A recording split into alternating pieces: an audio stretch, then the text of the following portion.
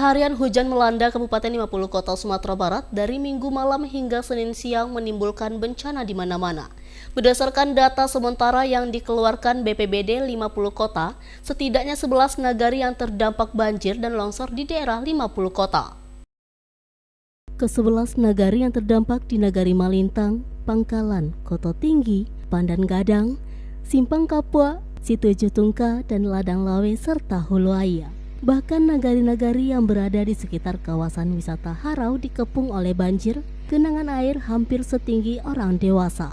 Dari keterangan warga sekitar Harau, baru kali ini kawasan Harau dilanda banjir besar. Air mulai naik sejak pagi imbas meluapnya Sungai Batang Harau. Sebagian warga yang terdampak parah langsung dievakuasi, sedangkan sebagian warga lagi masih memilih bertahan. Warga juga masih was-was bila hujan lebat kembali terjadi, karena akan berdampak pada aliran Sungai Batang Harau yang ikut naik. Itu sih paling parah ya, Bu? Hah? Paling parah sih sekarang. Sekarang baru yang parah. Sebelumnya? Sebelumnya sampai sini ya juga. Sampai sini juga. Sampai situ belum ada, baru sekali ini. Terus kali aja? Iya. Karena rumah kita, anak kita biasanya enggak sampai, sekarang udah sampai ke dalam. Sampai ke dalam ya, Bu? Iya. Berarti dari jam 9 pagi tadi naik di sini? Iya.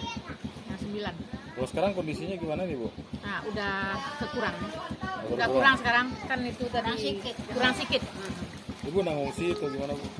Siapa? Ada rencana ngungsi, Pak, Bu? Ada orang yang sebagian di atas itu. orang yang sana ada ngungsi. Oh, sana ada ngungsi. Ibu nak ngungsi, Bu? Kita rumah kita tinggi sana. Selain menyebabkan banjir, akses jalan provinsi yang menghubungkan Sumbar Riau juga terputus karena longsoran yang terjadi di Kelok 17. Hingga kini petugas gabungan masih berupaya mengevakuasi warga yang terdampak banjir dan membersihkan jalur yang tertimbun longsor. Dari Kabupaten 50 Kota Sumatera Barat, Agung Sulistyo, iNews melaporkan.